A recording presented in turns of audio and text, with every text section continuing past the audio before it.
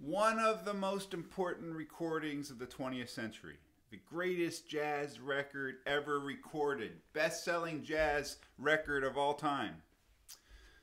These are some of the phrases that have been written about Miles Davis's Kind of Blue, an album that continues to inspire and delight musicians and music fans of all genres. On this day in jazz, March 2nd, 1959, Miles Davis and his sextet enters Columbia's 30th Street studio for the first of two sessions to record Kind of Blue. 3 tracks are recorded that day: Freddie Freeloader, So What, and Blue and Green. His band at the time included Cannonball Adderley on saxophone, John Coltrane on tenor, Paul Chambers on bass, Jimmy Cobb on drums, and Wynton Kelly on piano, one of the best blues piano players in modern jazz. Yet Bill Evans is the piano player on most of Kind of Blue, except for Freddie the Freeloader. Wynton was a bit surprised to see Bill Evans at the studio that day. It's a bit difficult to overstate the influence that Bill Evans' playing had on Miles' band at this time, especially his lyricism and impressionistic chord voicings.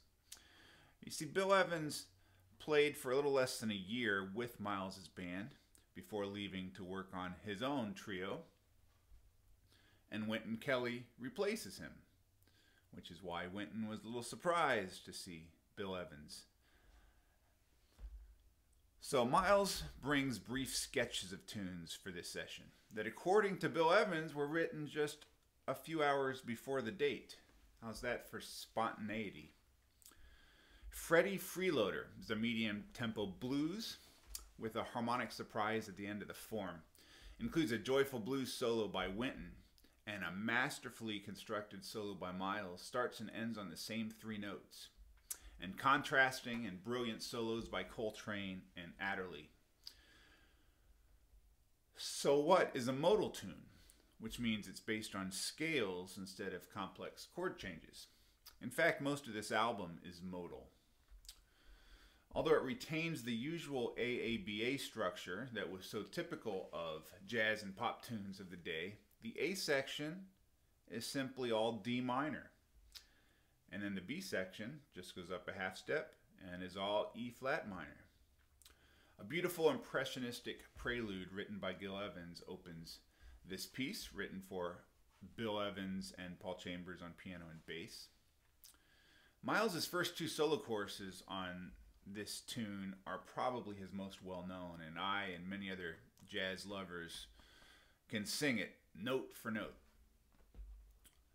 Miles said of this modal music, "No chords gives you a lot more freedom and space to hear things. You don't have to worry about changes. You can do more with the melody line. It becomes a challenge to see how melodically inventive you can be." Blue and Green is gorgeous and unconventional. According to Miles, he wrote it. According to Bill Evans, he wrote it. This is Bill Evans. One day at Miles' apartment, he wrote on some manuscript paper with symbols for G minor and A augmented, and he said, "What would you do with that?" I didn't really know, but I went home and wrote Blue and Green. So Blue and Green, 10-measure theme that has no real ending. It just keeps circling. And then when Bill Evans and John Coltrane solo, the harmonies start moving twice as fast. The tempo remains still a slow ballad, but now instead of a 10-measure form, because the harmonic motion has now doubled, it's a 5-measure form. And then when Miles comes back at the end, the original harmonic tempo returns as well. You don't need to know all that to enjoy the beauty of this.